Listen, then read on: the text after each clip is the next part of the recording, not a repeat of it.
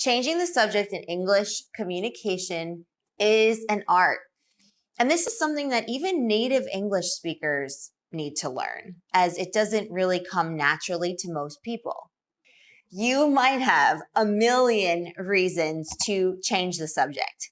Maybe it's off topic. Maybe it's raising a sensitive issue that you don't really want to get into at that moment. Maybe it's completely inappropriate.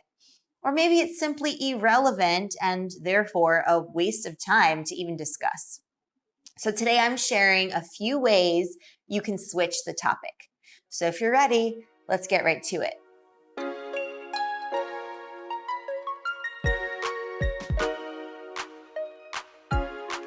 That reminds me, do you remember when we closed the deal with Company X?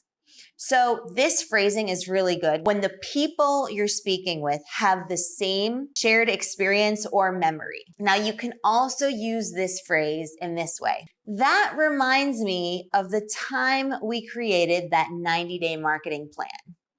So this phrasing is better used when you're sharing a memory or a memorable experience with people who are hearing it for the first time and they don't have that shared memory with you.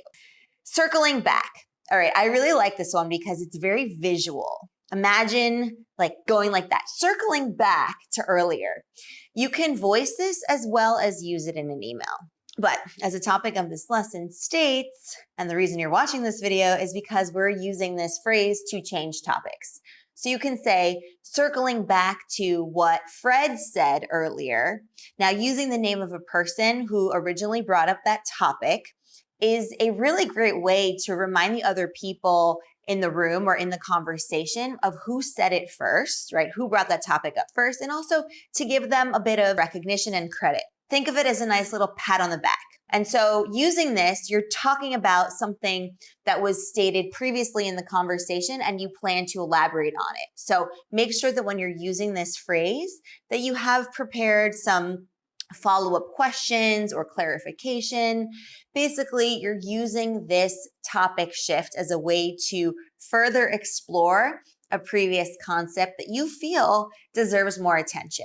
Now that I think about it, all right, so this is a good one for fast, on the fly, quick thinking, time where you really want to change the subject quickly, those kinds of moments. It can be used like this.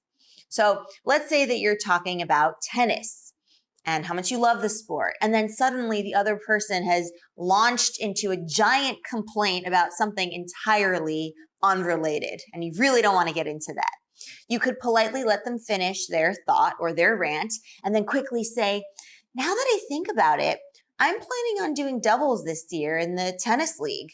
Would you be interested in joining me for doubles tennis? We could be partners. And now this way, you've managed to change the topic and talk about something way more enjoyable, right? Who wants to listen to somebody complain? By the way, I've been meaning to ask you, or by the way, do you know anything about? All right, so these are great because it's basically putting the ball in the listener's court because it is encouraging them to use their brain and to think about how they can add to the conversation by changing the topic that you've done, right? So for example, the speaker might be rambling on about something super uninteresting to you.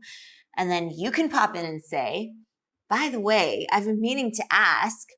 And now this part, for the second part, you want to add something related to their interests. So for example, let's say you know that they're into fasting and time-restricted feeding and metabolic fitness. And so you can ask them something that will encourage them to talk about that. So that looks like something like this.